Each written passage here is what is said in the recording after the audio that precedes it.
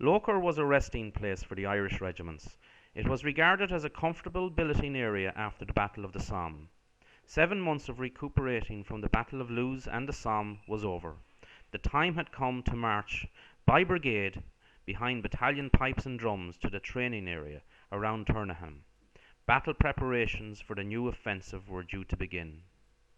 The 16th Irish and the 36th Ulster Division of 9 corps were preparing for the offensive against Messines Ridge. The aim of the offensive was to pinch out well-fortified German positions on high ground south of Ypres in a carefully defined, limited operation.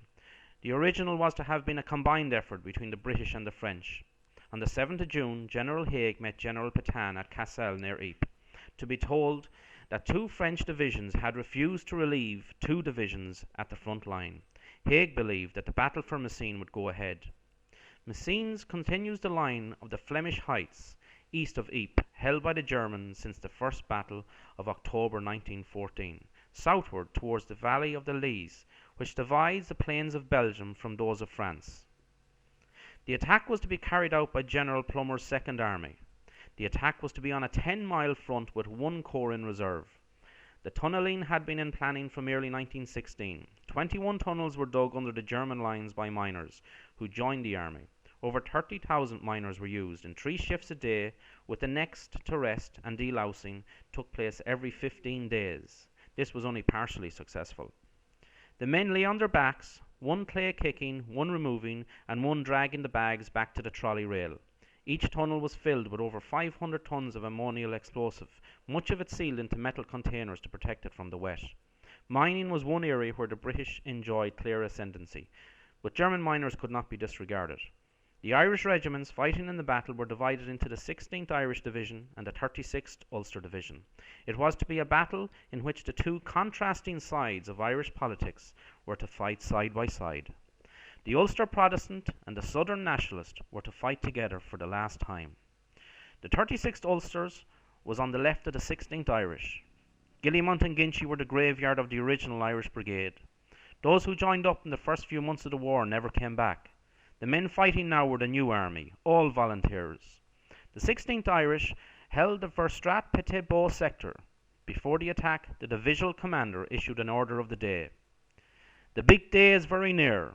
All our preparations are complete, and the divisional commander wishes to express his appreciation and his thanks to all the officers and men who have worked so cheerfully and so well. The 16th Division is fortunate in having had assigned to it the capture of the stronghold of Whitesheet. Every officer, man, gunner, sapper, pioneer, RAMC, ASC, and infantry of historic Irish regiments knows what he has to do.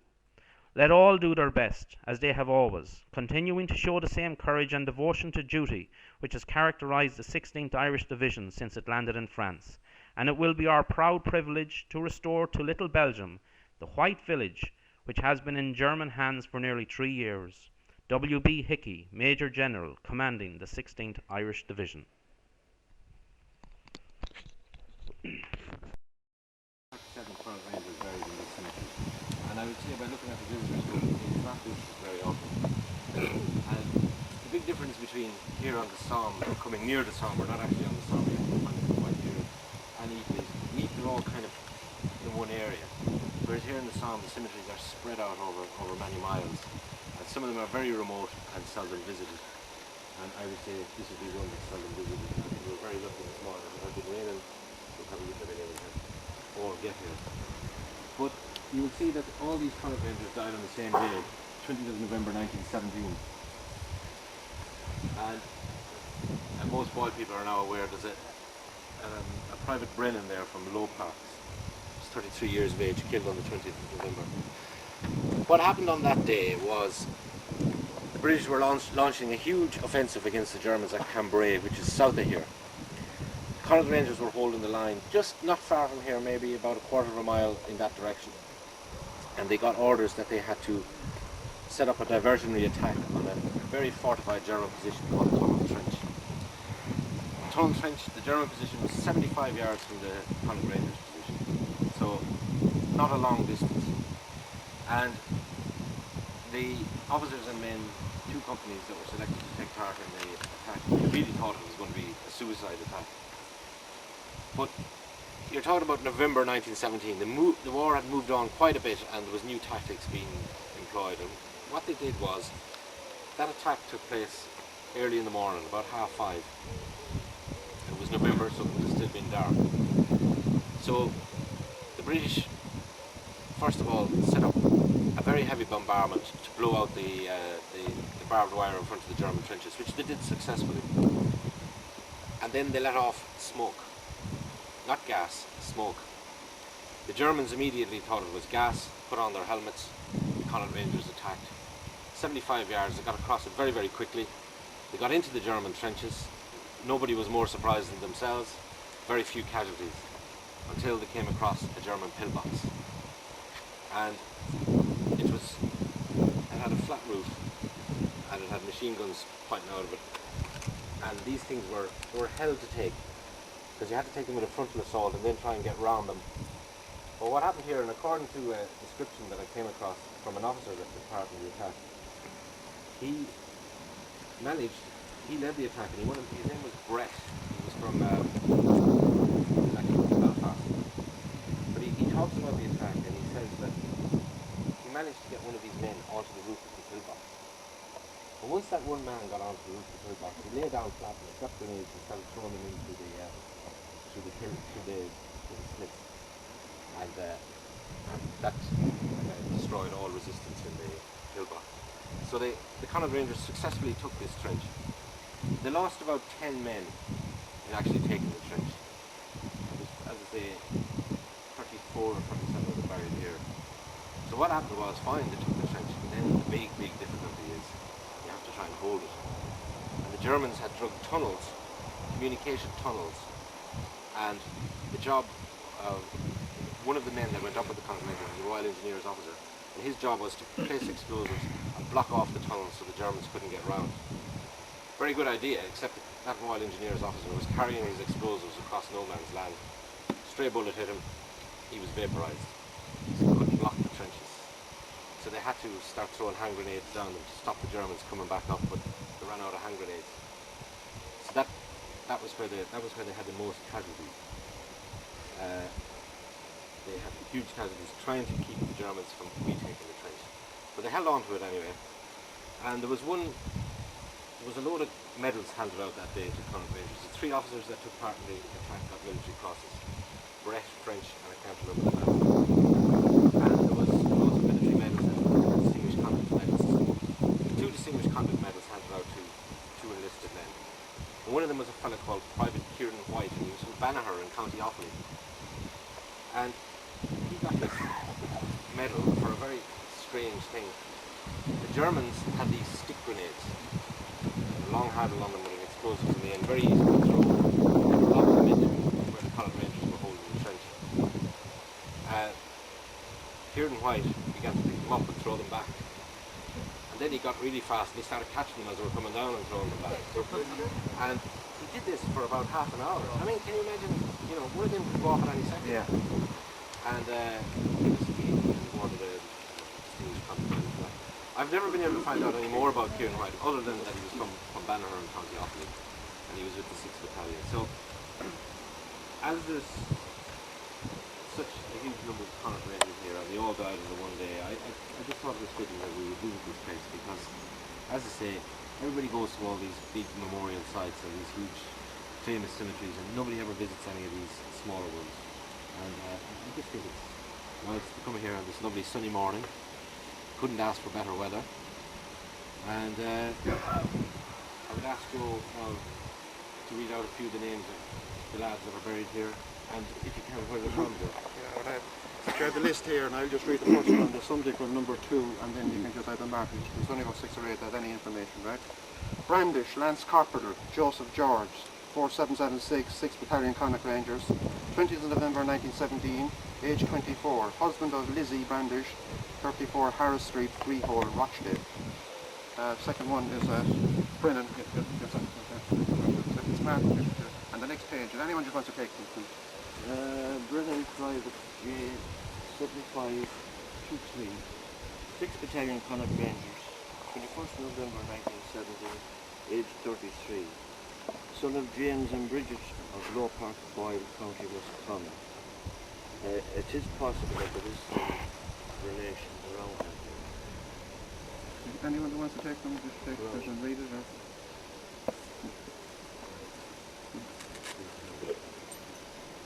Or?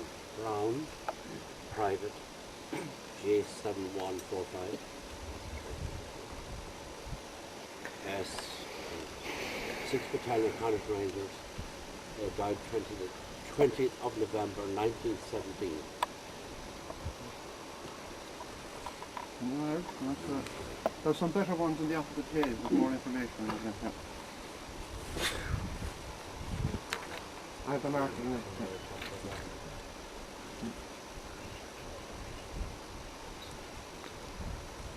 Ward Private M 5813, 6th Battalion Connaught Rangers, 21st November 1917, age 35, husband of Bridget Wald, of Lisdorf, Kiltimore, Claremorris, County Meath. Anybody else? Okay, we're going to lay a wreath at the memorial.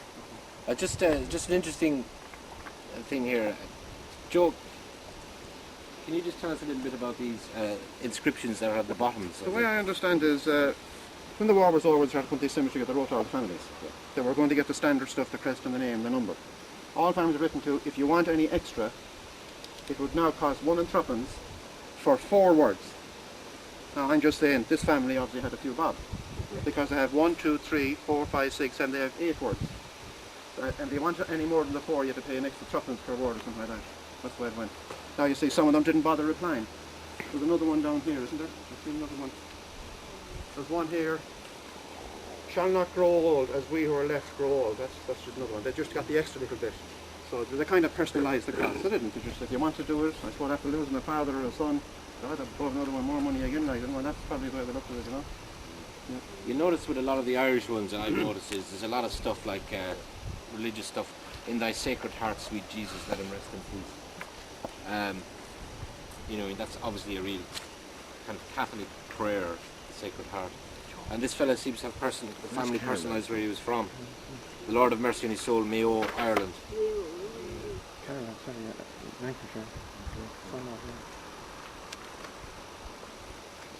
But the one thing about, if you read the diary of what happened that day on the 20th of November, after they successfully took and held the trench, they recovered all but 3 bodies of the men that had been killed. And they also recovered German bodies because the fight had been so intense that the German bodies and the Connaught Rangers were mixed together. Actually, one fellow was entangled with a German. They had to extract and separate the 2 bodies. So there's some Germans here. I don't know if but they seem to have died in March of the following year. But it's unusual to see Germans buried here as well. I see a Galway man here and I'm going to do him. Private O'Connor, 5696, 5th Battalion Connaught Rangers, 20 December 1917, age 28, son of John and Mary O'Connor of Cottage, Barnet, Jarlath, County Galway.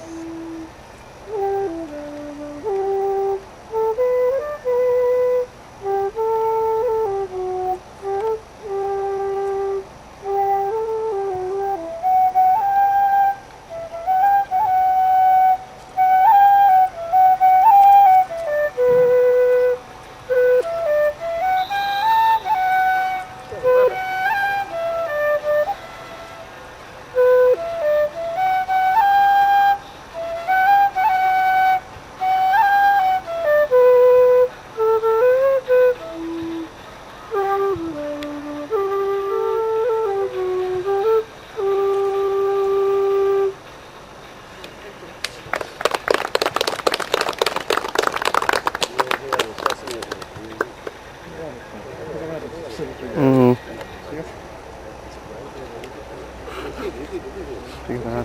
I did.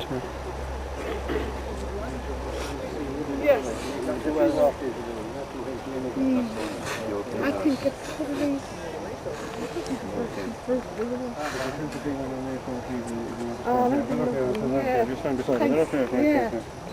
Sometimes.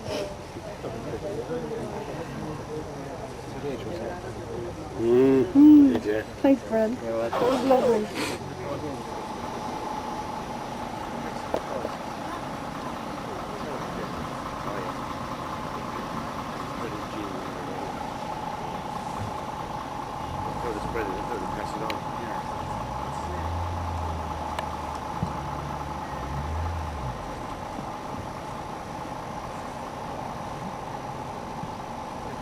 Like that.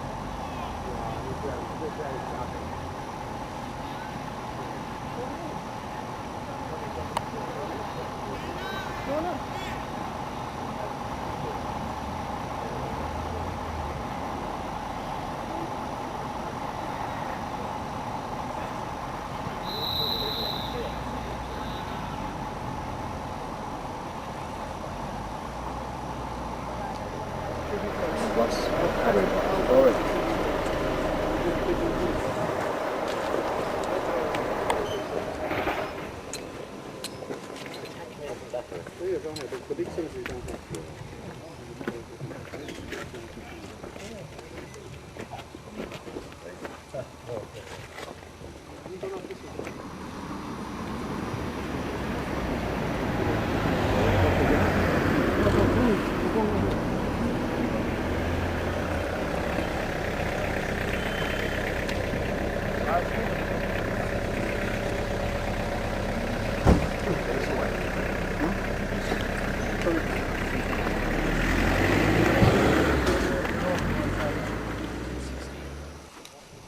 This had on the 1st of July 1916, when the battle